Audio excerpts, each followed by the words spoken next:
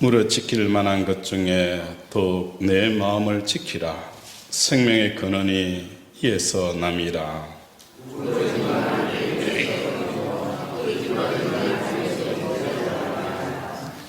내 눈은 바로 보며 내 눈끝은 내 앞을 곱게 살펴 내 발에 행할 길을 평탄케 하며 내 모든 길을 든든히 하라. 좌로나 우로나 치우치지 말고 내 발을 악에서 떠나게 하라. 아멘. 오늘 말씀의 주제는 무엇입니까? 내 마음을 지키라 라는 주제를 가지고 함께 은혜를 나누고자 합니다. 신앙생활이라는 것은 다른 게 아니에요. 하나님이 주시는 것들을 끝까지 붙잡고 지키는 것이다 라고 정의하더라도 지나친 표현이 아닙니다. 요한계시록 2장 25절과 26절의 말씀에 이기는 자와 끝까지 내 일을 지키는 자에게 만국을 다스리는 권세를 주겠다라고 축복의 말씀을 하셨습니다. 참 지켜야 될 것들이 많이 있는데 무릇 지킬 만한 것보다도 더 내 마음을 어떻게 하는 거예요? 지키라 라고 말씀합니다. 이 마음을 지키는 것이 신앙생활 중에 정말 중요합니다. 이 사실을 우리만 아는 게 아니라 누구도 아는 거예요? 원수 마귀도 알아요. 그래서 성경은 마귀가 우는 사자같이 삼킬 자를 두루 찾나니, 사자들이 삼킬 자를 찾듯이 사자들은 뭘 찾는 거예요? 우리의 마음을 유혹하고 무너뜨리기 위해서 혈안이 되어져 있다는 겁니다. 에베소서 6장 12절에 보면 우리의 씨름은 혈과 육에 대한 것이 아니요 정세와 권세와 이 어둠의 세상의 주관자들과 하늘에 있는 악한 영들에 대함이라.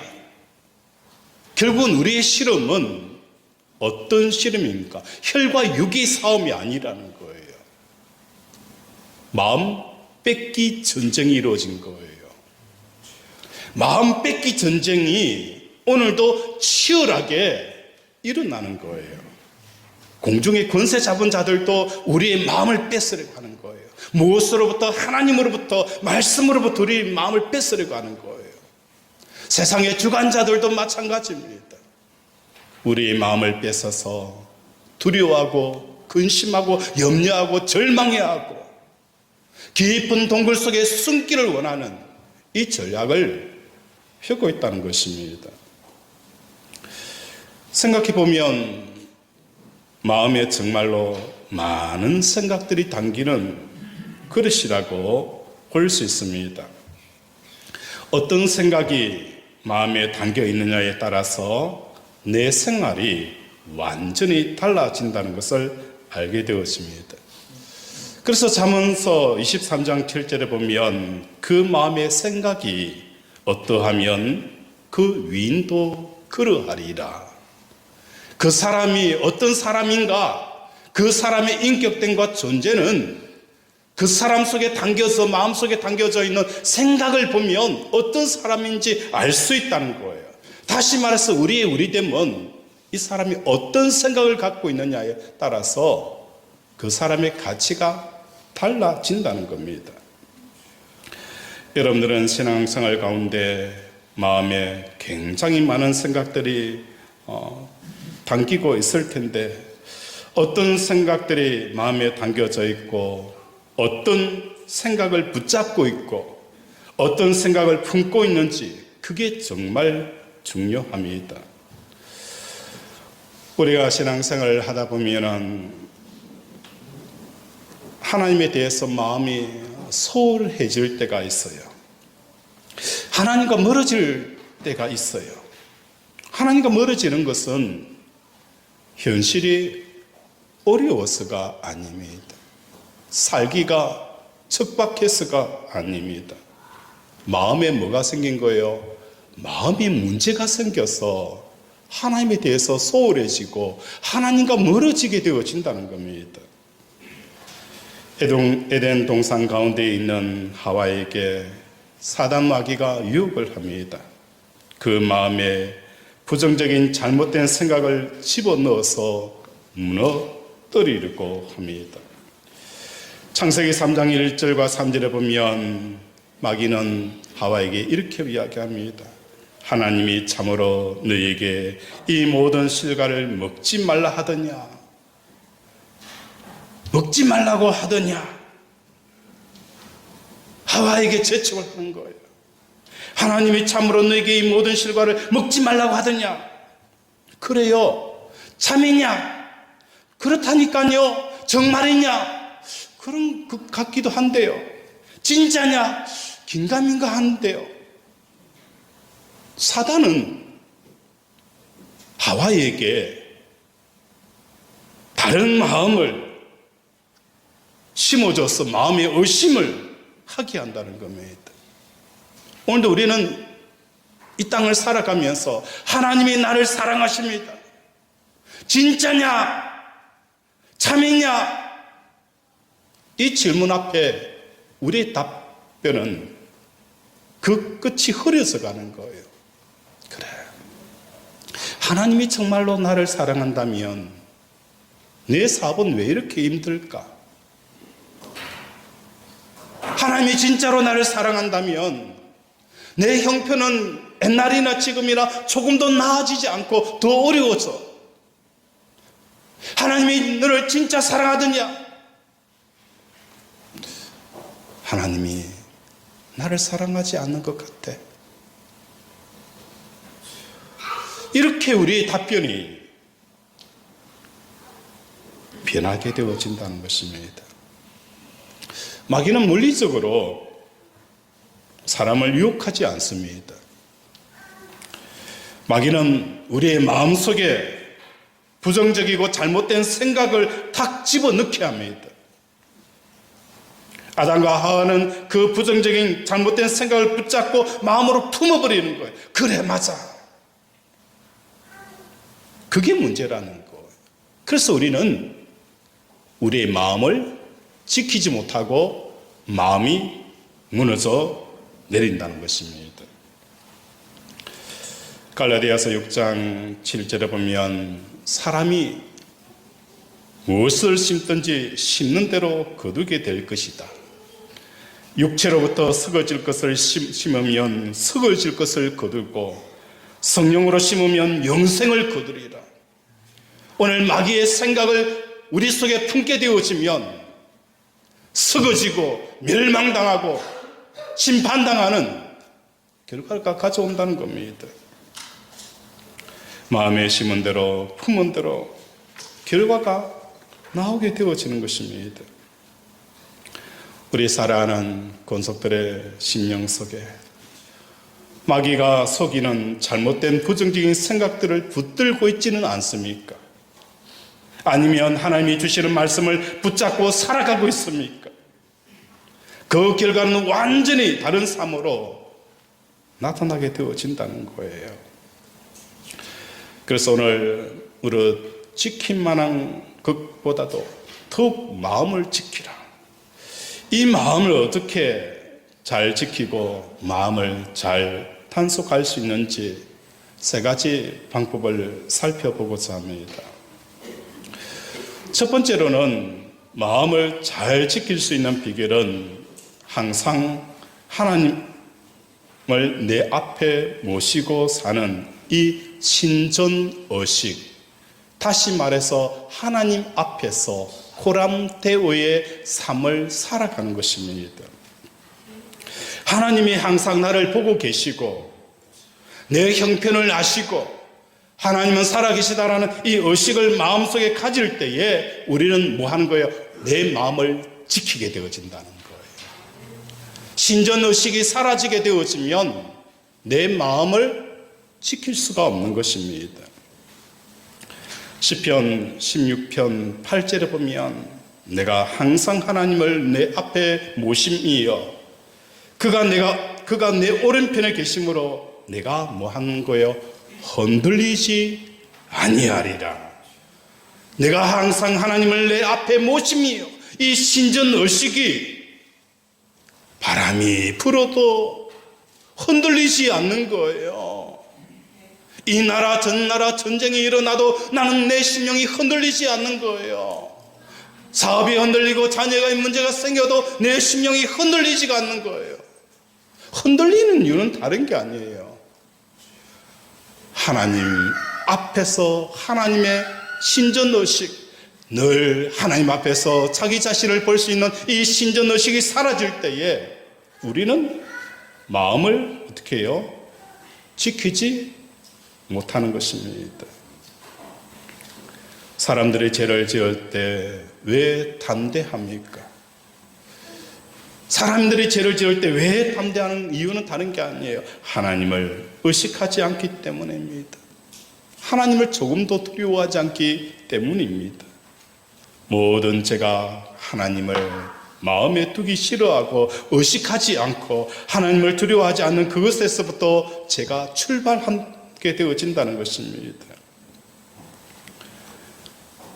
하나님을 인정하고 우리의 마음에 두지 않으면 어떤 것이 옳은 것인지 어떤 것이 잘못된 것인지 알 수가 없습니다. 여러분, 절대 진리는 하나님의 말씀입니다. 옳은 것에 대한 기준이 말씀이라는 거예요. 근데 세상 사람들은 이 하나님 말씀을 마음에 두지 않는다는 겁니다. 인정하지 않는다는 것입니다. 자기가 하고 싶은 것이 바로 진리라는 거예요. 내가 하기 쉽고 편한 생각들을 진리로 여기는 거예요. 내가 하기 쉽고 편한 생각들이 얼마나 많이 있습니까? 나에게 좋은 소리를 이야기하는 사람은 우리는 뭐예요? 내 친구다 라고 우리는 너무 편하게 생각해 버려요. 하나님의 생각은 우리 입장에 보면 결코 편한 생각 속에서 얻어질 수 있는 게 아니더라는 거예요. 하나님의 생각을 얻기 위해서는 날마다 자기를 부정하고 부인하고 자기 십자가를 질 때에 그때 하나님의 생각이 내 속에 임하더라는 거예요. 우리는 지금 보고 듣고 느끼는 이 생각을 그냥 편하게 결론을 내버려요. 고민이 없어요. 갈등이 없어요. 이렇게 생각하면 안 되지. 이렇게 생각해 보지 않는 거예요. 내가 이 생각이 맞는 것인지, 그냥 생각하고 있는 것이 이것이 맞는 것인지 우리는 검증도 하지 않고 그냥 편하게 생각해 버리고 편하게 결론을 내버리고 그 결론에 따라서 우리는 뭡니까? 행동하는 거예요.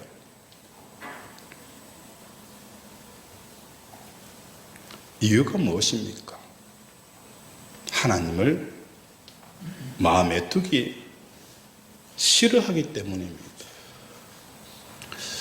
어느 집사님이 딸과 더불어 백화점에 갔습니다. 오랫동안 벼르다가 이번에는 밍크 코트 하나 사야지. 백화점에 갔어요. 진열장에 밍크 코트가 전시가 되어져 있는데 유독스럽게 눈에 띄는 밍크 코트가 있었어요. 그걸 보고 입어보고 너무너무 마음에 들어서 그 밍크 코트를 사가지고 집으로 들어왔어요. 입어보고 딸에게 자랑하면서 정말 이쁘지 라고 하는데 호주머니 속에 손을 넣었는데 그 깊은 곳에 뭔가 잡히는 게 있었어요. 뭐지? 라고 끄집어내 보니까 그 호주머니 안에 다이아 반지가 들어가 있었어요. 어머니도 놀라고 딸도 놀랍니다. 어머니가 딸을 봅니다. 그 눈빛은 그래, 우리가 이 다이아 반지 우리 거라고 해도 문제되지 않겠냐? 이거 우리 가질까? 이런 눈빛을 딸에게 보내는 거예요. 딸은 엄마에게 어떤 눈빛을 보내는 거예요? 엄마, 안 돼. 엄마, 안 돼. 우리는 하나님의 백성이잖아. 우리는 하나님의 백성이잖아.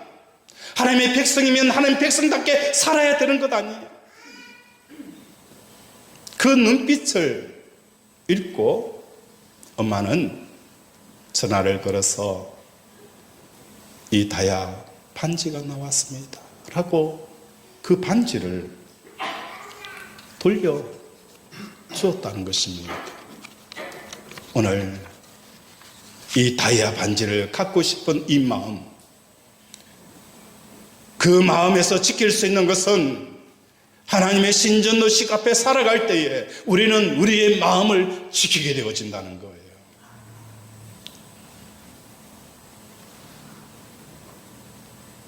두 번째로 우리의 마음을 지킬 수 있는 것은 무엇일까요? 하나님의 귀한 말씀을 마음의 판에 새겨서 치우지지 않도록 새기는 것입니다. 이 시간에 우리가 예배를 드리고 현관문을 나가면 제가 전한 이 말씀이 30%를 아마 다 까먹게 되어질 거예요. 다음 주일날 제가 지난주 설교 제목이 무엇입니까? 라고 물어보면 제목이 뭐지? 라고 머리를 끌적거려요. 현관문을 나왔으면 여러분은 제가 설교한 이 내용의 30%를 까먹을 겁니다. 차를 타고 이동하는 순간 또 30%를 까먹어요. 집에 들어가서 설거지하고 또 TV를 켜는 순간 다 까먹게 되어진다는 것입니다. 그런 어떤 말씀의 힘과 능력으로 여러분 한 주간을 이기고 버티고 싸울 수가 있겠습니까? 오늘 들은 이 말씀이 현관을 나갈 때 30% 까먹고 차로 이동할 때 30% 까먹고 집에 설거지하며 텔레비를 켜는 순간 40%를 까먹어버리면 한 주간 동안 우리는 세상을 어떻게 이길 수가 있을까요? 깡으로, 악으로 안 돼요.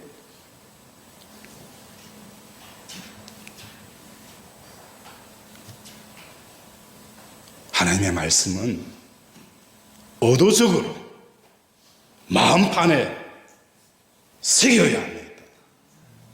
여러분이 지금 앉아서 말씀을 듣고 있어도 말씀에 새기는 것과 듣는 것은 전혀 다르다는 거예요. 우리는 의도적으로 뭐 하는 거예요? 말씀을 마음에 새겨야 된다는 거예요.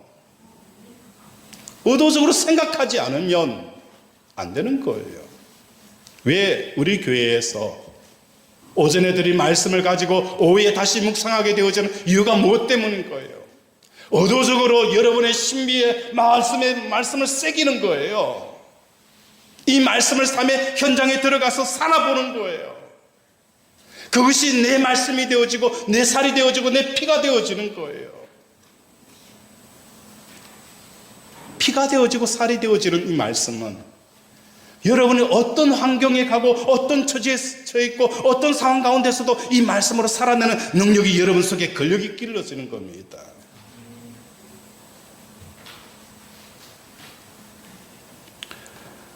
시편 119편 11절에 보면 내가 주께 범죄치 아니하려 하여 주의 말씀을 예배당에 두었나이다. 시편 119편 11절에 보면 내가 주께 범죄치 아니하려 하여 주의 말씀을 어디에 두었다라고 하는 거예요? 예배당에 둔 게 아니잖아요. 내 마음에 두었나이다. 우리는 이 주의 말씀을 예배당에 두어지고 우리의 서재실에 두어지고 우리의 집에 두고 우리는 출근을 하고 세상을 향하여 나가는 거예요. 내가 주께 범죄치 아니하여 주의 말씀을 교회에 두는 게 아니에요. 내 마음에 두어야 되는 거예요. 그래서 어디에 가든지 내가 있는 그곳에 내 마음이 있기 때문에 주의 말씀을 담고 가는 겁니다. 여러분의 마음에 두어야 되는데 아예 칼로 새기듯 불에 달궈진 새로 가지고 여러분 마음판에 찢듯이 찢어야 여러분의 말씀이 되어지는 거예요. 히브리서 2장 1절에 보면 너희가 들은 모든 것을 간절히 상가할지니 흘려 또 내려갈까 주의하라 라고 말씀하는 거예요. 하나님의 말씀은 뭐예요? 간절히 지키라는 거예요. 잡아라는 거예요. 그렇지 않으면 이 말씀은 어떻게 하는 거예요? 흘러 또 내려가는 속성이 있다는 거예요. 말씀이 문제가 아니라 우리가 살아가는 이 세상이 문제라는 거예요. 씨 뿌린 비유를 여러분 알지 않습니까? 농부가 씨를 뿌렸을 때에 그 씨가 땅에 떨어지자마자 누가 이 씨를 낚아챕니까? 새가 와서 낚아챈다는 거예요. 이 새가 누구예요? 마귀 원수라는 거예요. 하나님의 말씀이 내 심령의 그 옥토에 떨어져서 뿌리를 내리지 못하도록 마귀는 뭐 하는 거예요? 우는 사자같이 그 말씀의 씨앗이 떨어지지 않도록 어떻게 해요? 낚아채 가버리는 거예요.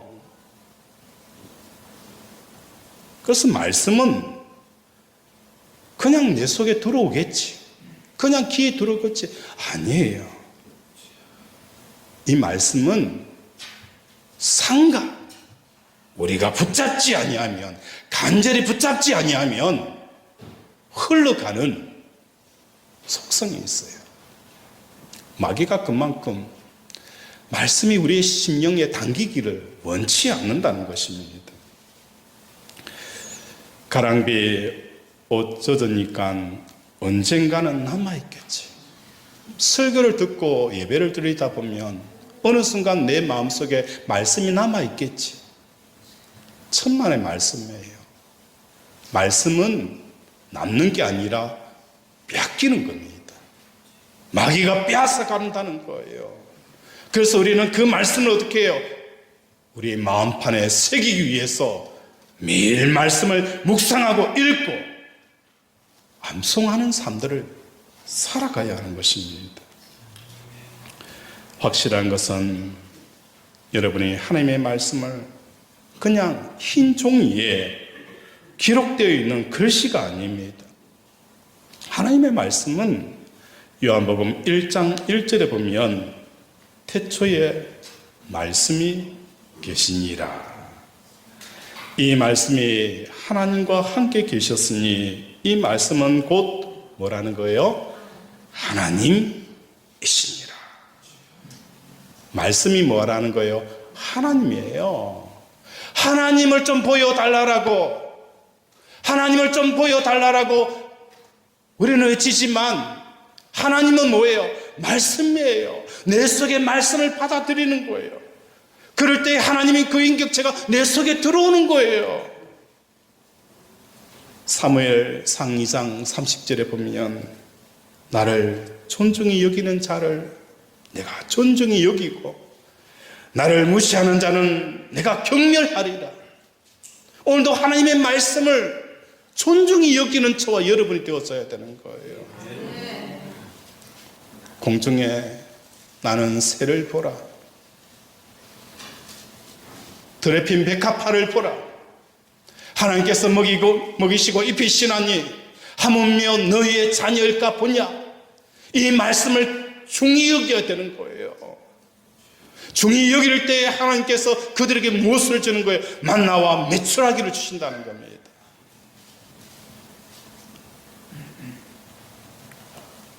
또한 하나님의 말씀은 히브리서에서는 하나님의 말씀은 살아있고 운동력이 있어서 좌우의 날쓴 것보다 더 예리하여 공과 골수와 간질을 찔러 쪼개기까지 하며 사람의 심장폐부를 감찰하시느니라 라고 말씀하십니다. 하나님의 말씀이 내 마음에 확 새겨져 있어야 이 생각이 정말 옳은 것인지 잘못된 것인가에 대해 판단을 하는 거예요. 너무 쉽게 생각하는 우리의 생각이 이거 잘못되어졌어,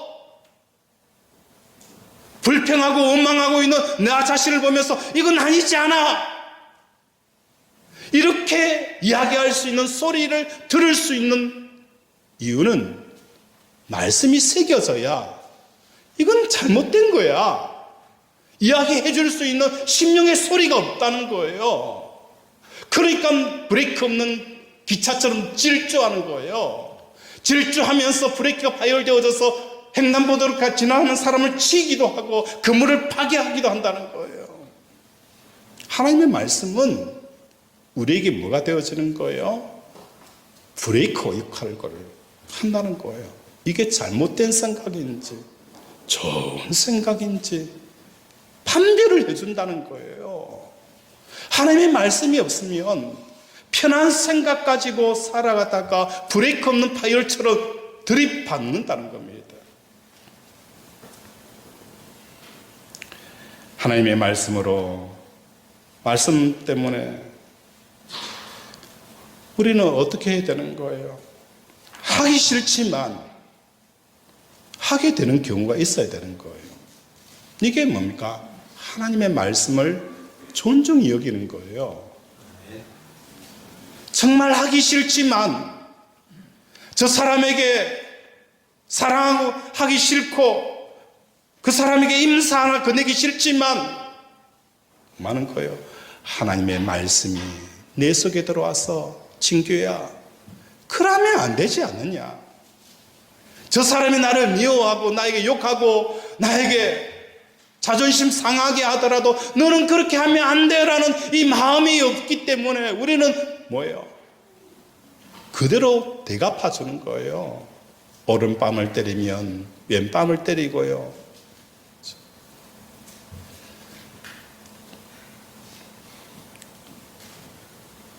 하나님 말씀 때문에 하기 싫은 것도 할 수 있는 경우가 되어져야 합니다.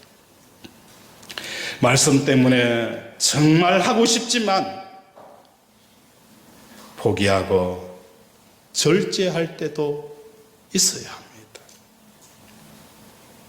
왜냐하면 하나님의 말씀은 살아있고 운동력이 있어서 날생금보다 더 예리하다는 겁니다. 하나님의 말씀은 인격체이기 때문에 그 말씀에 따라 우리가 순종할 때에 하나님을 만나는 놀라운 역사가 일어나게 되어지는 것입니다. 어느 날 아침에 일어나서 성경 큐티를 합니다. 큐티한 내용이 무엇이냐? 잠언서 16장 32절.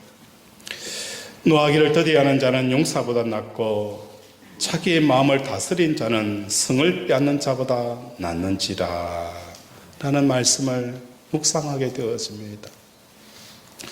그리고 나서 식사를 하고 차를 몰고 나갑니다. 차를 몰고 가는데 갑자기 차가 깜빡이도 켜지 않고 급하게 내 앞에서 차선 변동하여 끼어드는 거예요. 깜짝 놀라서 브레이크를 밟으면서 식은땀이 쫙 끓습니다. 입에서는 뭐가 나오는 거예요? A, C 막 나와서 내려가지고 그죠? 하고 싶은 생각이 딱 드는데 뭐가 떠오르는 거예요? 오늘 묵상한 말씀이 떠오르는 거예요. 노하기를 더디하는 자는 용사보다 낫고 자기의 마음을 다스린 자는 성을 빼앗는 자보다 낫는지라. 여러분, 이 생각 누가 주신 거예요? 성령님이 주신 거예요. 성령님이 떠오르게 하신 거예요. 성령님이 주셨고 성령님이 떠오르게 하셨는데 여러분 내려가지고 고함 지르고 XX 하면서 성을 낸다면 여러분 어떤 사람입니까? 강심장이잖아요. 성령님이 우리에게 주신 마음을 거슬러가면까지 우리의 감정과 우리의 생각과 우리의 그 모든 것을 토해낸다는 것은 이건 강심장이에요.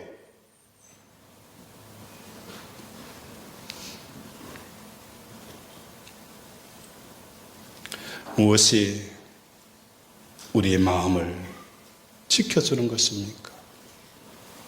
말씀이 우리를 지켜주시는 거예요. 그래서 성경은 하나님의 말씀이 지워지지 않도록 달궈진 새로 내 마음에 찢어야 된다. 마음판에 새겨야 한다. 라고 말씀하는 거예요. 우리 성경 한 구절을 찾아볼까요? 욥기 33장입니다. 우리 욥기 33장을 한번 찾아보도록 하겠습니다.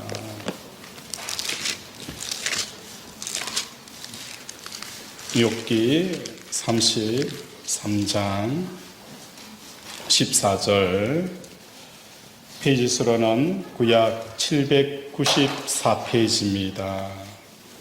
794페이지 욥기 33장 14절에서부터 18절까지 우리 함께 읽도록 하겠습니다.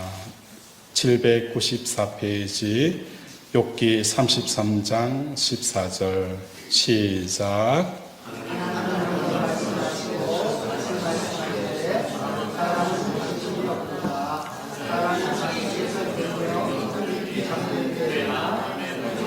볼 때에 그가 사람의 길을 여시고 경고로서 두렵게 하시니 이는 사람에게 그의 행실을 버리게 하려 하심이며 사람의 교만을 막으려 하심이라. 그는 사람의 혼을 구덩이에서 빠지지 않게 하시며 그 생명을 칼에 맞아 멸망하지 않게 하시느니라. 아멘. 하나님은 한 번 말씀하시고 못 알아들으니까 다시 말씀하시되 사람은 뭐예요? 관심이 없다 라고 표현하는 거예요. 사람이 침상에서 졸며 깊은 잠을 잘 때에 꿈이나 밤에 환상을 볼 때에 그가 사람의 길을 여시고 경고로서 두렵게 하시나니 이는 사람에게 그 행실을 버리게 하시고 그 행실을 버리게 하시고 사람의 교만을 막으려 하십니다. 그는 사람의 혼을 구덩이에 빠지지 않게 하시며 그 생명을 칼에 맞아 멸망하지 않게 하시려 하시느니라. 하나님께서 우리에게 뭘 하는 거예요? 한 번 말씀하시고 또 다시 말씀하는 이유는 다른 게 아니에요. 꿈에도 환상에도 우리에게 나타나서 말씀하십니다. 그 꾀를 버리라는 거예요.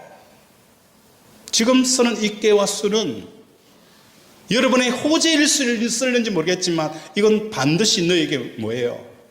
우리에게 악함으로 다가온다는 거예요. 뿐만 아니라 그 사람의 혼을 구덩이에서 빠지게 하는 겁니다. 빠져 끈져내는 것이고 생명의 길에 칼로 멸망치 않게 하시려고 하나님께서 우리에게 말씀하시는 것입니다. 마음의 말씀이 새겨져 있을 때 성령님께서는 그 말씀의 금을 사용하여서 우리의 마음을 어떤 미혹과 죄와 환경 속에서 우리를 뭡니까? 지키시고 인도하시고 보호하신다는 거예요.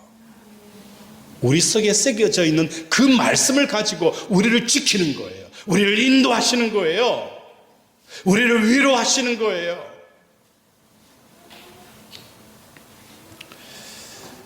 여러분, 다윗을 한번 생각해 보시기를 바랍니다. 다윗이 하나님 앞에 부름을 받아 왕으로서 기름 받았을 때에 다윗의 나이가 30세 정도였습니다.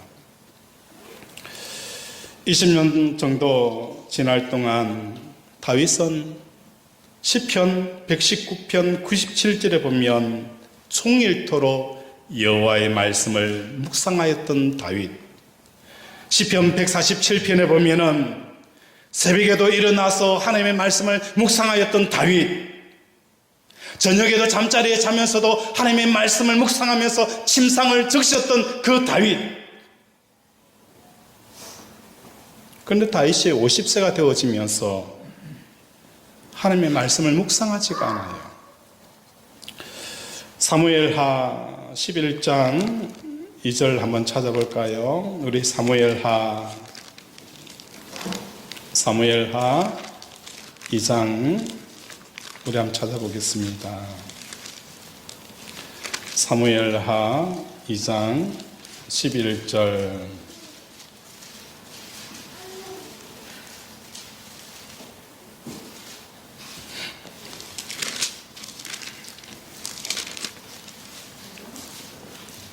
사무엘하 11장 2절 478페이지입니다.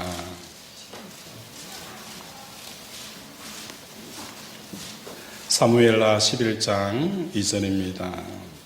우리 1절, 2절 한번 볼게요. 우리 함께 읽겠습니다. 시작.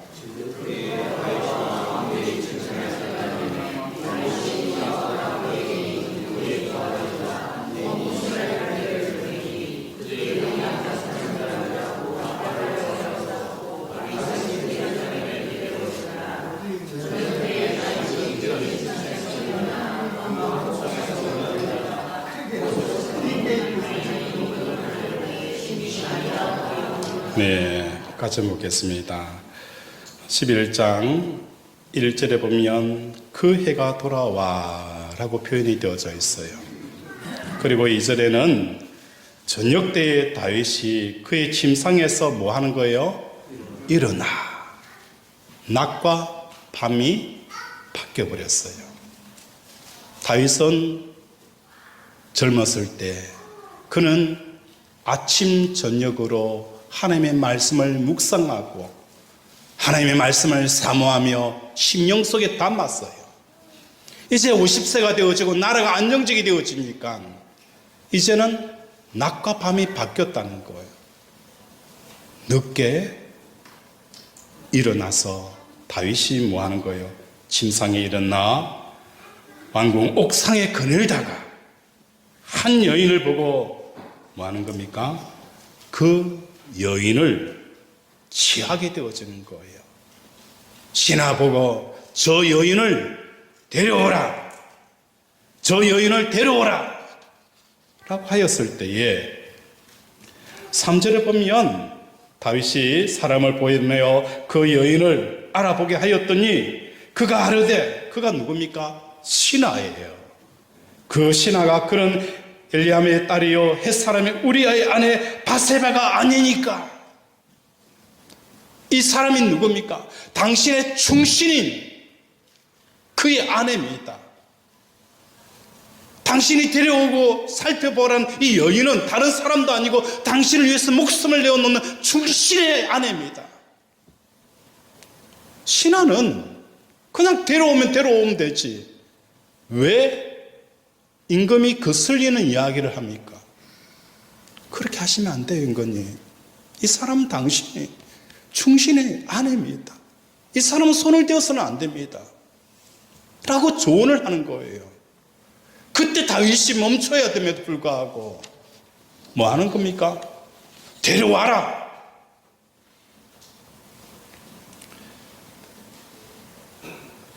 여러분, 그럴 정도로 다윗이 어떻게 마음이 무너지고 그 마음을 다 빼앗긴 것을 보게 되어진 거예요.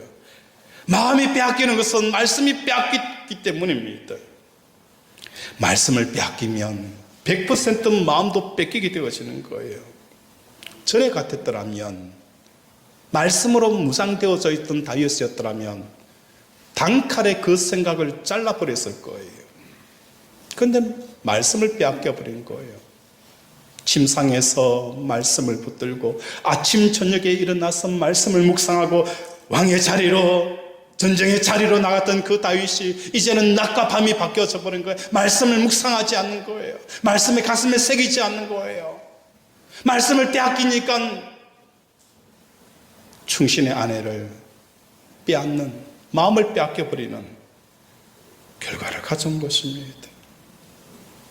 우리의 마음판에 하나님의 말씀을 불로 가지고 말씀의 칼로 한 방울 한 뜸 한 뜸 새기는 저와 여러분이 되어지길 원합니다. 그 새겨져 있는 말씀을 통하여 성령님께서 여러분을 인도하고 돕고 역사하시며 지혜와 길을 여는 귀한 도구로 사용되어진다는 것입니다. 세 번째, 우리가 마음을 지킬 수 있는 비결은 빌레몬서 1장 6절입니다. 우리 빌레몬서 함께 찾아보도록 하겠습니다.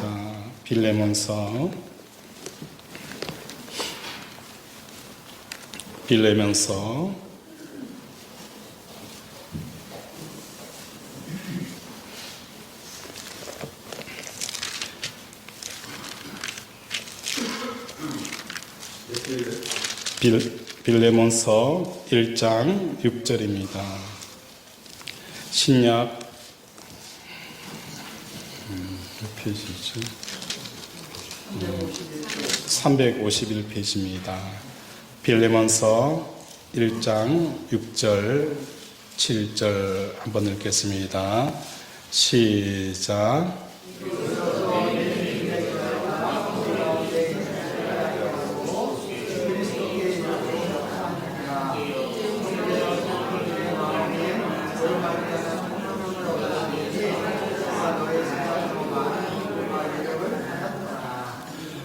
빌레몬서 1장 6절에 보면 이로써 내 믿음의 뭐가요? 교제가 우리 가운데 있는 선을 알게 하고 그리스도에게 이르도록 역사하였느니라. 믿음의 교제가 뭐 하는 거예요? 우리의 마음을 지킨다는 겁니다. 7절에 보면 형제여 성도들의 마음이 너로 말미암아 편안함을 얻었으니 내가 너의 사랑으로 많은 기쁨과 위로를 받았노라. 우리의 마음을 지키는 것은 성도의 믿음의 교제가 우리의 마음을 지키게 한다는 것입니다. 신앙생활을 하다 보면 가까이에 있는 형제 자매를 통하여서 가끔 인생의 화살들을 맞을 때가 있습니다. 사무엘하 7장 14절에 보면 사람 막대기와 인생 채찍을 두셨다라고 말씀하십니다. 어떤 말로, 어떤 태도로, 어떤 행동으로 내 마음이 아프고 불편한 그런 인생의 화살들을 맞을 때가 있습니다. 특히 가까이에 지내는 형제나 친척이나 또 교우들을 통하여서 그 화살을 맞을 때가 있다는 거예요. 그때 정말 힘들고 아프고 괴롭습니다. 이럴 때 어떻게 해야 될까요? 이럴 때 보통 우리는 본능적인 마음으로는 누가 쏜 거야? 왜 저 사람이 나에게 이 화살을 쏘았지? 나는 잘해줬는데 왜? 우리는 이런 불화살을 맞을 때에 화살을 쏜 사람을 주목하는 거예요. 화살을 쏜 사람을 주목하는 겁니다. 그리고 이 분노의 마음, 미움의 마음들이 불이 꺼지지 않도록 보온밥에 탁 넣어놓는 거예요. 세상 사람들은 싸우고 나면 뭐예요? 소주 한 잔으로 기분을 풀어요. 그런데 교인들은 뭡니까? 야, 그 열기가요 평생 가더라는 거예요. 이거 용광로도 아니고 이게 뭡니까 이게? 그죠? 나에게 상처를 주고 아픔을 준 사람들에 대한 그 분노의 마음이 식어질 줄을 모르는 거예요. 주님의 사랑은 빨리 식어지는데 나를 아프게 한 사람은 식으로 줄 줄을 모르는 거예요. 몇 년 전에 했던 거 똑같이 반복하면서 이야기하는 거예요. 그때 내가 얼마나 힘들었는지 아직까지도 기억하고 있더라는 거예요. 우리는 뭡니까? 예전 것은 지나가나니 새로운 피조물이다. 날로 날로 새롭다. 날로 날로 새로운 게 아니라 날로 날로 뭡니까?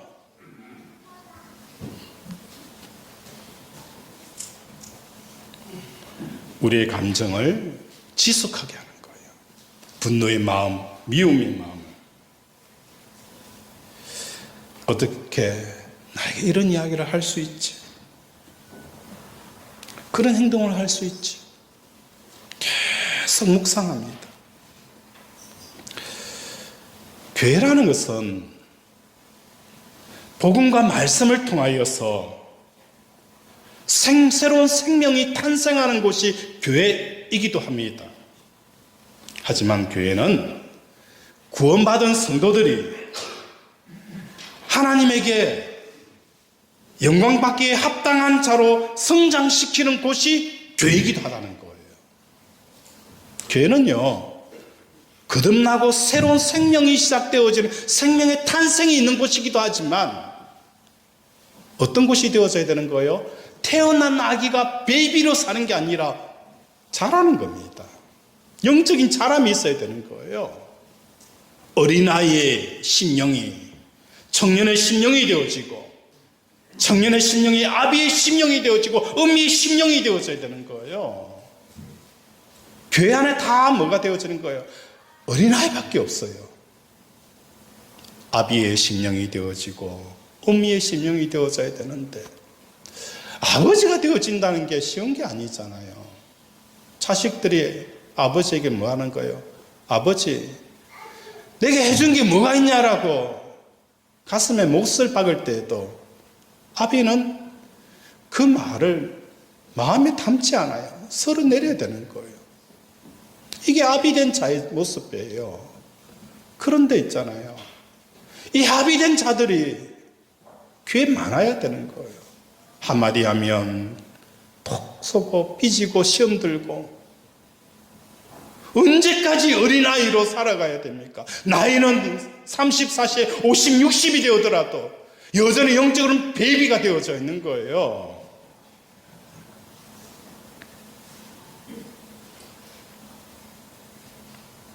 단단한 믿음은, 견고한 신앙은 저절로 그냥 되어지는 게 아니에요. 단단한 신앙과 견고한 신앙은 저절로 되어지지 않아요. 만들어지는 겁니다. 어떻게 만들어집니까? 부딪히고 끼워지고 갈아지면서, 그러면서 단단하게 되어지는 거예요. 유튜브에 이런 내용을 봤어요. 50년 된 망치와 막 만들어진 망치, 이 두 가지를 프레스로 눌렸어요. 어느 게 더 튼튼할까? 어느 게 더 튼튼할까요? 50년 된 망치를 먼저 올렸어요. 5톤, 10톤 눌려도 망치가 그대로예요. 막 나온 튼튼하게 만들고 새로운 망치를 올렸더니 5톤도 견디지 못하고 바로 찌그러서 내렸다는 겁니다. 오늘 단단한 믿음, 견고한 믿음, 깨어지고 부서지고 인생 막대기와 사람 채찍을 통하여서 갈고 갈아져서 단단하게 되어지는 거예요. 그래서 5톤, 10톤, 20톤은 누르더라도 견디는 겁니다. 이게 성도들의 모습인 거예요. 그리스도의 장성한 분량에 이르는 영적인 성장과 변화가 이루어지는 거예요. 지난주에 말씀을 드렸죠. 이 세상에는 무균실이 없어요. 그런데 성도들은 무균실을 찾아요. 나에게 상처를 주지 않는 곳, 그런 교회를 찾는 거예요. 나에게 아픔을 주지 않는 교회, 내 자존심을 건드리지 않는 교회, 무기실 교회를 찾는 것이 좋은 교회라고 사람들은 인식하는 거예요. 어떻게 무기실 교회가 좋은 교회입니까?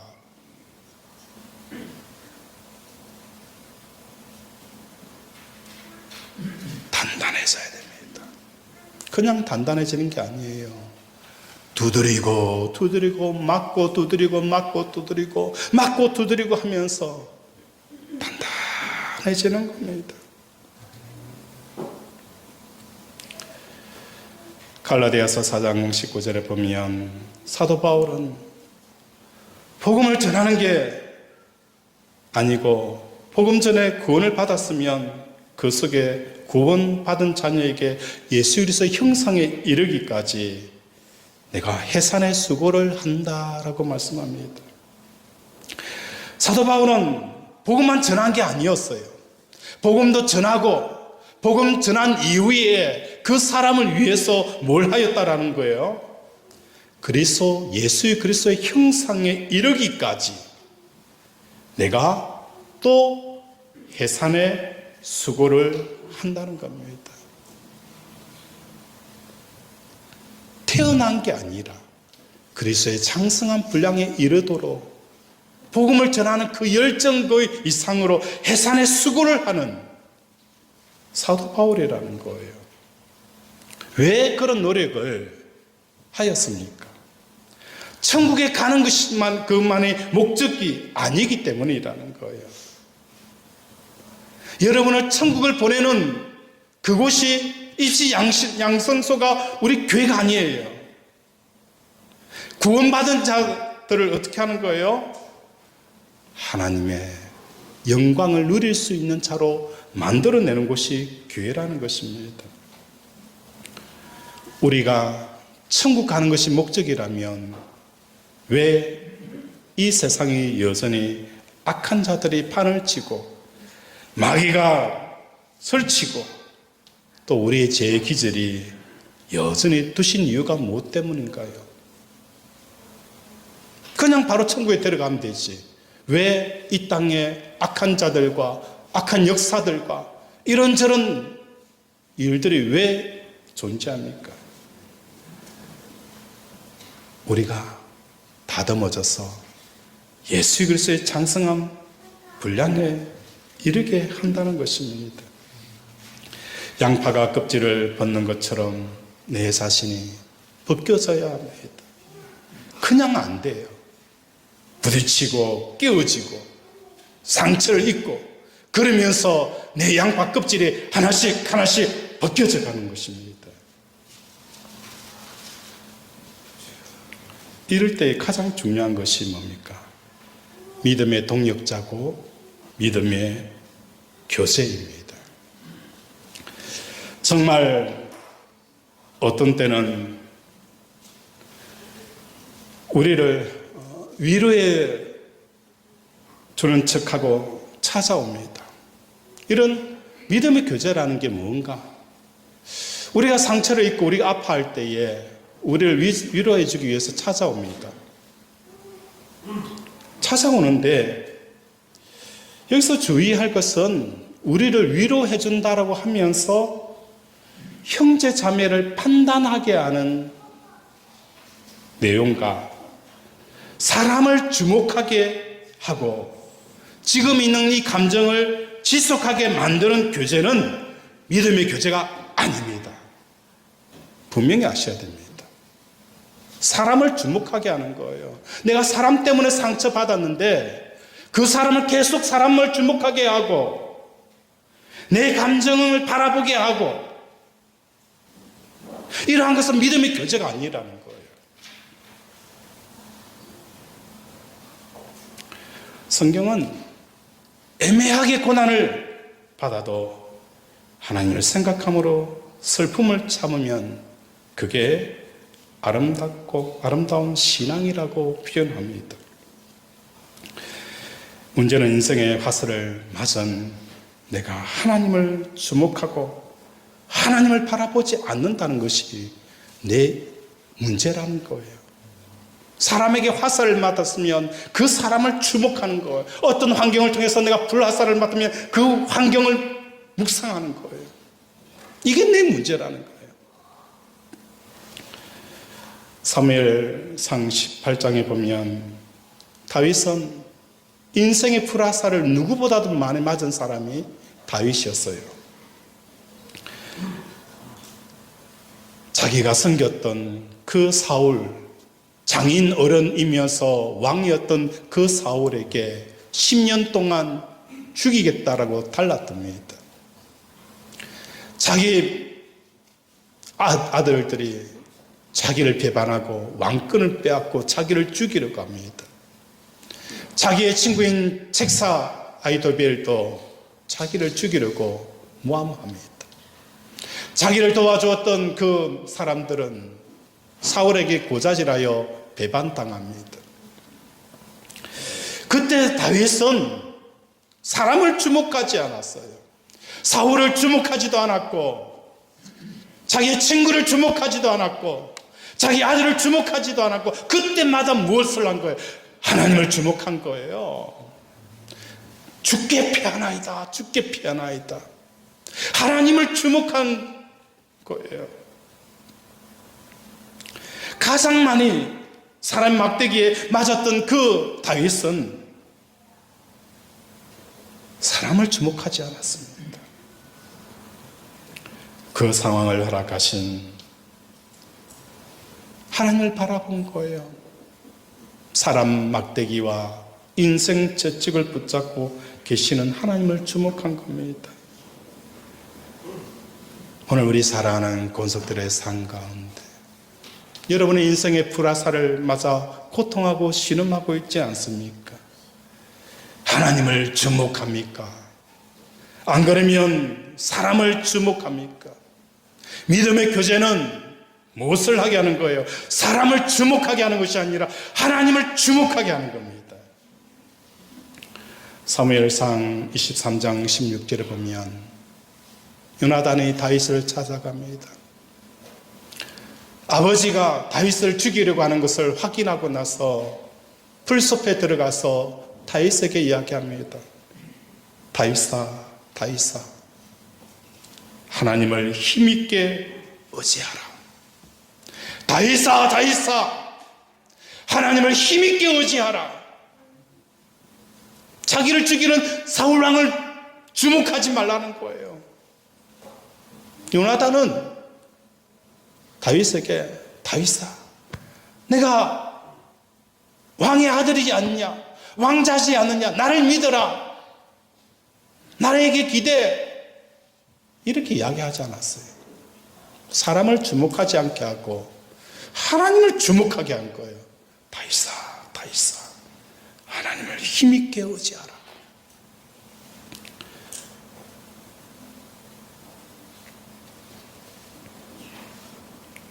마지막으로 이사야 42장 말씀에 이렇게 말씀합니다.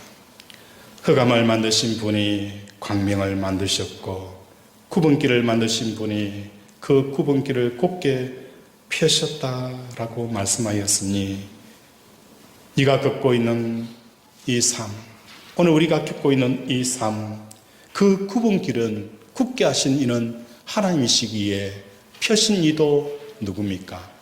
우리 하나님이십니다.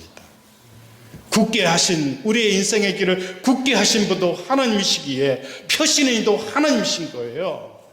우리가 하나님을 주목해야 되는 거예요. 이런 믿음의 교제를 나누는 우리 권속들이 되어지기를 주님의 이름으로 축원을 드립니다. 말씀을 정리합니다. 마음을 지켜야 합니다. 어떻게 할 때 마음을 지킬 수 있습니까? 첫 번째, 어떻게 할 때 마음을 지키신 거예요? 하나님 앞에서 신전의식을 가질 때에 우리의 마음을 지킬 수가 있습니다. 두 번째, 우리의 마음을 어떻게 지킬 수 있어요? 하나님의 말씀을 마음에 새겨야 합니다. 이 말씀의 속성은 흘러가는 거예요. 말씀 자체의 문제가 아니라 우리가 살아가는 이 세상이 악하기 때문에요. 마귀가 그 말씀의 씨앗을 항상 뺏어가 버리는 거예요. 그래서 우리는 말씀을 마음에 새겨야 합니다. 세 번째로는 어떻게 해야 된다고요? 믿음의 교제를 하는 거예요. 믿음의 교제는 사람을 주목하게 하는 게 아니에요. 내 감정이 어떻다라고 감정을 이야기해 주는 게 아니에요. 하나님을 주목하게 하는 거예요. 다윗아, 하나님을 의지하고 힘있게 나아가라고. 이 믿음의 교제를 통하여 오늘도 이 세상 가운데 우리의 마음을 지키는 저와 여러분 되어지기를 주님의 이름으로 축원을 드립니다. 말씀을 생각하며 함께 기도하기를 원합니다. 하나님, 우리의 마음을 지키게 하여 주시옵소서. 믿음의 교제가 있게 하시고 신전의식을 가지게 하시고 마음반에 새겨서 이 세상을 이겨가는 우리들이 되게 달라라고 주여 삼창 부르고 기도합니다. 주여, 주여, 주여. 아버지, 아버지, 오늘 우리를 불쌍히 여겨주시고 우리를 긍휼히 여겨주셔서 아버지, 오늘도 우리의 마음을 빼앗기지 않게 하여 주시옵소서. 오늘도 우리는 우리의 마음을 빼앗기고 뒤로 물러가 침륜에 빠지고 절망하고 분노하고 원망하며 아버지 가슴 아파하고 아버지 침륜에 빠져있는 우리들의 마음을 지킬 수 있도록 오늘도 하나님의 생각을 심령 속에 생기게 하시고 아버지 또한 믿음의 교제를 하게 하여 주시옵소서. 잘못된 교제, 아버지 잘못된 교제를 하지 않게 하여 주시옵소서. 아버지 어떤 일로도 사람을 주목하는 것은 아버지 믿음의 교제가 아닙니다. 오늘도 하나님을 주목하는 우리 가족들 되게 도와주시옵소서. 하나님 아버지, 말씀으로 우리를 치료하여 주심을 감사합니다. 이 시간 우리의 아픈 곳에 믿음의 손을 얹습니다. 그가 찔림은 우리의 허물 때문이요 그가 상함은 우리의 죄악 때문이라. 그가 징계를 받음으로 우리는 평화를 누리고 그가 채찍에 맞음으로 우리는 나음을 받았도다. 나의 영혼이 제사함 받은 것처럼 나의 육신의 모든 흠을 가지도 사함 받았음을 예수 그리스도 이름으로 선포하노라. 예수 그리스도 이름으로 명한다. 암덩어리는 녹아져 내릴지어다. 내부종은 치유될지어다. 호흡기 질환은 치료될지어다. 관절염, 피부병, 혈관병, 갱년기 부인 불면증, 각종 질병은 예수 이름으로 명하노니 깨끗하게 치유될지어다. 하나님, 오늘도 성령의 불로 믿음의 얹은 손마다 불로 태우시고 끊어진 것은 이어주시고 연약한 것은 강하게 하여 주셔서 회복되어진 역사가 일어나게 하여 주시옵소서. 예수 이름으로 기도드립니다.